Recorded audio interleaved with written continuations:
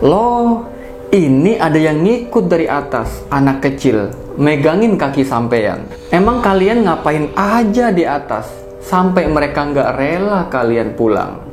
Tiba-tiba terdengar suara rombongan langkah kaki menuju tenda Ian dan Roy. Tapi rombongan yang datang ini nggak ada satupun yang pakai lampu penerangan. Assalamualaikum warahmatullahi wabarakatuh. Jumpa lagi di Setia Misteri. Di video kali ini kita mendapatkan sebuah kisah pengalaman horor pendakian dari seseorang bernama Ian asal Jakarta. Jadi Ian ini ingin membagikan pengalamannya ketika dia mendaki ke Gunung Lawu bersama temannya yang bernama Roy di tahun 2019.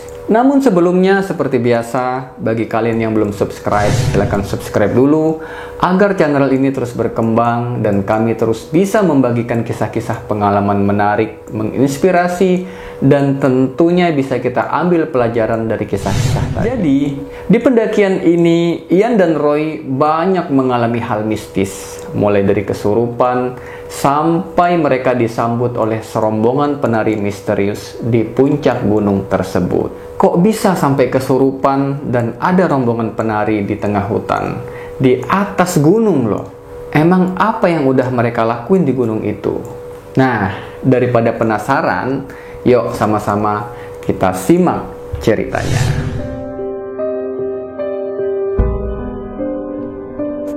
Jadi, di tahun 2019 lalu, Ian ini mendaki ke Gunung Lawu bersama temannya bernama Roy.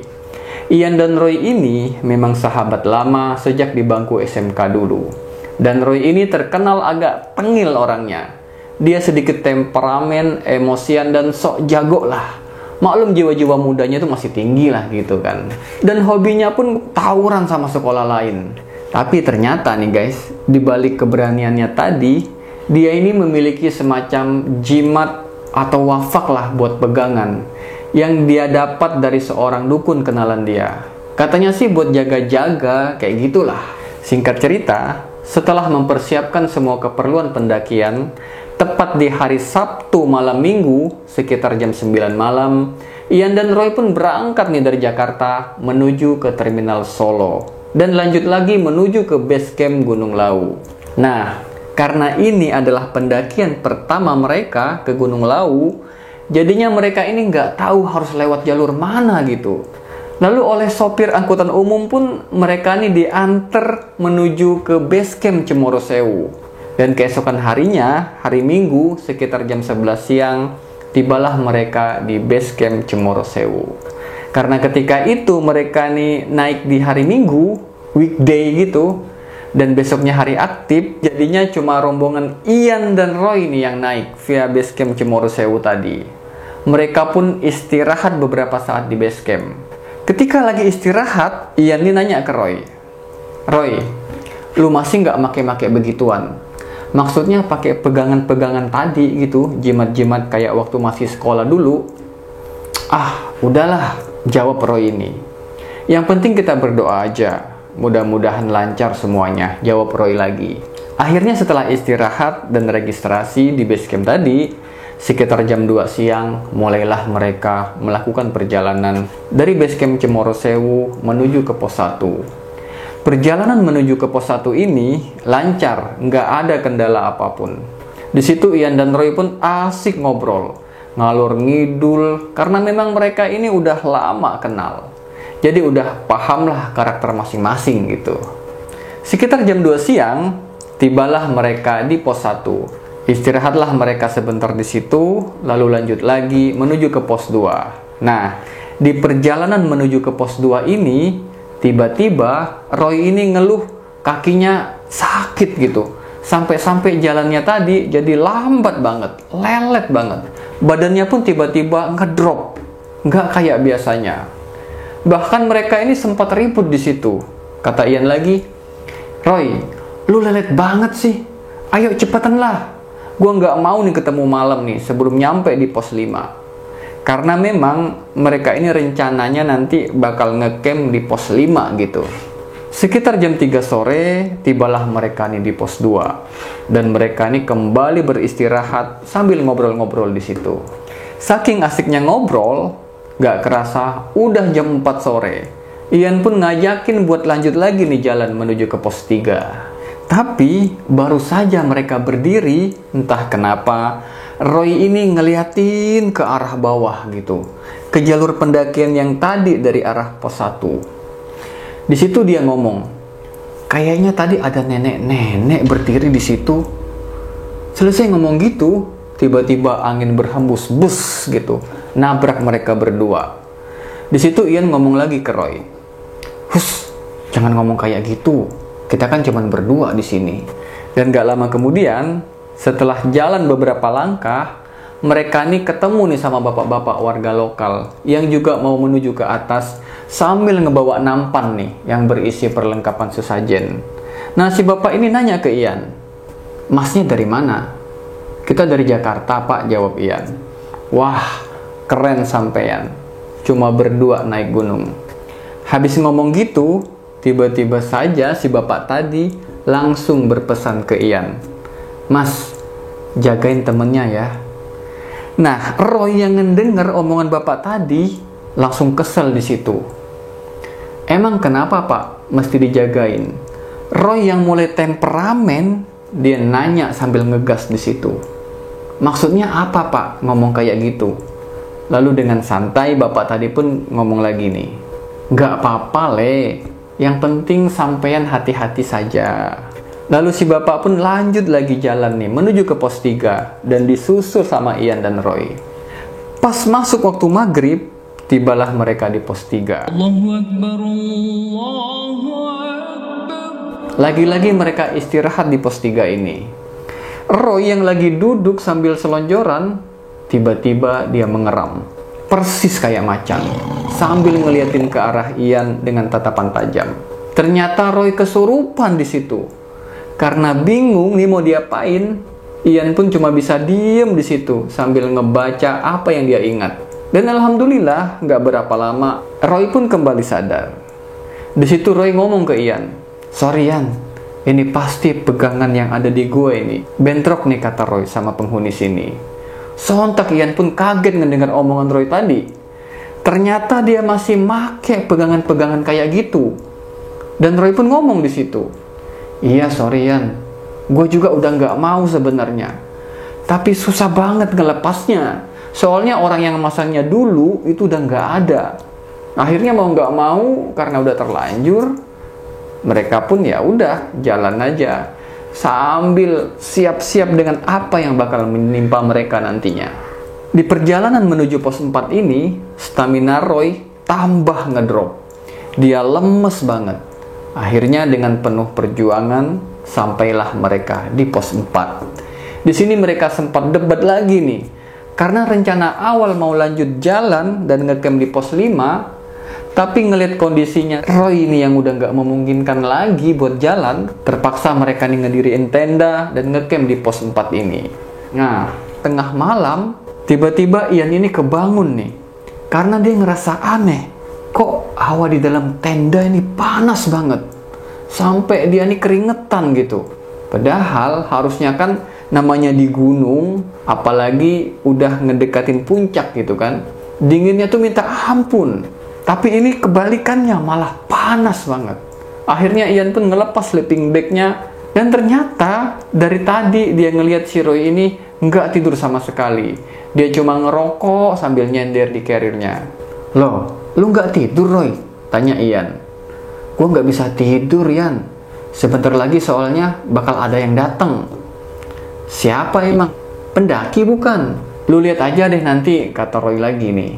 Dan gak lama, sekitar 2-3 menit, tiba-tiba terdengar suara langkah kaki. Senenglah Ian di situ. Tapi pas rombongan tadi nyampe di depan tenda mereka, jumlah bayangan yang nampak dari dalam tenda itu cuma 4 orang. Gak sesuai dengan suara yang tadi mereka dengar. Kayaknya rame banget gitu. Lebih dari 4 orang lah gitu kedengarannya. Dan yang anehnya lagi, rombongan yang datang tadi itu nggak ada satupun yang pakai penerangan. Kok bisa ya mereka ngelihat jalan tanpa penerangan? Karena merasa ada yang aneh sama yang datang tadi, Roy dan Ian pun diem aja di dalam tenda, nggak berani buat keluar. Mereka cuma ngeliatin dari dalam tenda. Nah, setelah rombongan itu berhenti tepat di depan tenda mereka, salah satu dari rombongan itu tiba-tiba menari di depan tenda Ian dan Roy, sambil diiringi dengan gendang dan kolintang dari anggota yang lain. Kalau diumpamakan persis kayak musik yang biasa dipakai buat ngiringin topeng monyet, nah kayak gitulah. Kebayang kan? Tariannya pun sangat gemulai, lentik banget. Seumur-umuran, baru kali ini nih mereka ngelihat ada pertunjukan tarian di atas gunung, di tengah hutan pula. Ian langsung gemeteran di situ. Sementara Roy cuma diem aja kayak patung, nggak bergerak sama sekali. Pandangannya pun kosong di situ. Setelah tarian selesai, tiba-tiba rombongan tadi hilang gitu aja, bareng sama hembusan angin. Roy yang tadinya diem, tiba-tiba langsung ketawa dengan nada berat. Ternyata Roy kesurupan di situ. Lagi-lagi Ian nih langsung berusaha buat nyadarin Roy, sambil dia nepuk-nepuk wajahnya Roy dan ngebaca ayat kursi dan surat-surat pendek yang dia hafal. Nah, Roy yang lagi kesurupan tadi, tiba-tiba dia juga ngomong di situ. Koe baca opo le? Iku doanya salah. Bingung lah Ian di situ, dikomplain bacaannya, dan gak cuman ketawa di situ. Roy pun tiba-tiba ngomong lagi. Anak ini akan saya bawa. Dia udah kurang ajar. Ian pun terus berusaha nyadarin Roy, sambil mukul-mukul pundaknya. Dan lumayan lama juga nih Roy ini kesurupan di situ. Sampai-sampai nadi sama napasnya sempat hilang. Paniklah Ian di situ. Tapi alhamdulillahnya setelah terus berusaha disadarin sama Ian, akhirnya Roy pun sadar juga. Meskipun napasnya nampak benar-benar berat dan ngos-ngosan di situ. Di tengah napasnya yang masih ngos-ngosan tadi, Roy ini ngomong ke Ian, "Gua abis ditabrak, Ian." "Ditabrak siapa emang?" "Ditabrak sama nenek-nenek yang ada di pos 2 tadi." "Oh," kata Ian. "Ya udahlah, nggak usah diterusin. Sekarang yang penting kamu istirahat deh," gitu. Akhirnya, keesokan harinya sekitar jam 4:30 pagi, mereka pun bangun dan bersiap-siap buat summit. Dan anehnya nih guys, pas Ian ngebuka tenda, ternyata hawa udara di luar tenda itu dingin banget, nggak kayak di dalam tenda. Entah gimana, kok bisa ya panas kayak gitu di dalam tenda ini. Nggak wajar lah gitu. Lalu mereka pun berangkat menuju puncak Hargodumilah. Dan selesai muncak, mereka pun kembali turun. Di perjalanan turun ini, lagi-lagi Roy ini ngalamin kaki kirinya ini sakit banget. Sampai susah buat dibawa jalan. Dan terpaksa mereka ini jalan pelan-pelan banget. Baru jalan sebentar, berhenti lagi. Jalan sebentar, berhenti lagi. Gitu aja terus. Dan ngelihat kondisi Roy yang gak memungkinkan untuk nerusin perjalanan, akhirnya mereka nih mutusin untuk ngecamp semalam lagi sampai nunggu esok hari, berharap kondisi Roy ini lebih baik. Dan singkat cerita, setelah keesokan harinya selesai beres-beres dan packing-packing, mereka mulai melanjutkan perjalanan turun. Tapi di perjalanan turun ini, kaki Roy masih kayak kemarin, belum ada perubahan. Walaupun udah diistirahatin lama, malah udah mulai tampak bengkak dan kebiruan di situ, di bagian pergelangan kaki kirinya. Akhirnya Roy pun jalan pelan-pelan sambil dia seret tuh kakinya. Dan akhirnya tibalah mereka di base camp. Nah, setiba di base camp ini, mereka ditanya nih sama petugas itu. "Loh mas, sampean kemana aja? Kok baru turun sekarang?" Bikin semua petugas di sini panik. Mestinya kan sampean udah turun dari kemarin. "Mana nggak lapor lagi," kata petugas ini nih. Nah, akhirnya di situ Ian ngejelasin nih. "Iya maaf pak," kata Ian. "Pengennya sih kita turun kemarin. Tapi teman saya ini nggak bisa jalan. Kakinya sakit, bengkak pula tuh," katanya. Nah, ngedengar penjelasan Ian, petugas basecamp tadi pun ngeliatin nih ke arah kakinya Roy. Dan tiba-tiba petugas tadi ngomong, "Loh, ini ada yang ngikut dari atas, megangin kaki sampean anak kecil. Sampean ngapain aja di atas? Ini harus cepat diselesain, jangan kelamaan. Sekarang sampean ikut saya. Akhirnya Roy sama Ian dibawa nih ke rumah Ustadz sekaligus sesepuh di kampung itu. Ian dan Roy pun diruqyah di rumah Ustadz itu. Dia dimandiin, didoain. Sembari ngeruqyah si Roy, si Ustadz tadi nanya nih ke Roy, "Mas, sampean ada bawa barang apa?" katanya. "Sampean gak disukai dan gak diterima sama penghuni sini." Nah, akhirnya Roy ini ngaku nih, kalau dia ngebawa jimat berbentuk taring yang dia simpan di dalam dompetnya. Akhirnya si Ustadz pun ngebuang jimat itu dan ngebersihin tubuh Roy dari gangguan makhluk tadi. Setelah tubuh Roy diruqyah, anehnya nih, saat itu pula sikap dan perilaku Roy langsung berubah. Roy yang sebelumnya temperamen, gampang emosi, sombong, tiba-tiba dia jadi kalem, sopan, dan lembut banget. Sampai-sampai nih, temannya Roy tadi, si Ian, itu bingung. Kok si Roy ini sikapnya sekarang jadi kalem ya? Nggak kayak Roy yang dia kenal dulu. Lucu, kata dia. Dan singkat cerita, akhirnya mereka berdua ini pamit ke sang ustadz dan bapak petugas basecamp tadi untuk kembali pulang ke Jakarta. Oke guys, itu tadi pengalamannya Ian dan Roy asal Jakarta ketika mendaki ke Gunung Lawu. Dan pastinya pengalaman ini nggak bakalan mereka lupain sampai kapanpun. Dan bisa menjadi pelajaran juga buat kita, terutama buat yang mau naik gunung nih. Nggak usahlah bawa atau make barang-barang jimat, wafak, atau segala macem kayak gituan lah. Bahkan dalam agama pun dilarang pakai jimat kayak gitu kan. Nah, gimana menurut kalian nih guys? Silahkan tulis pendapat kalian. Oke, terima kasih sudah menyimak. Saya Andy Setia undur diri. Assalamualaikum warahmatullahi wabarakatuh.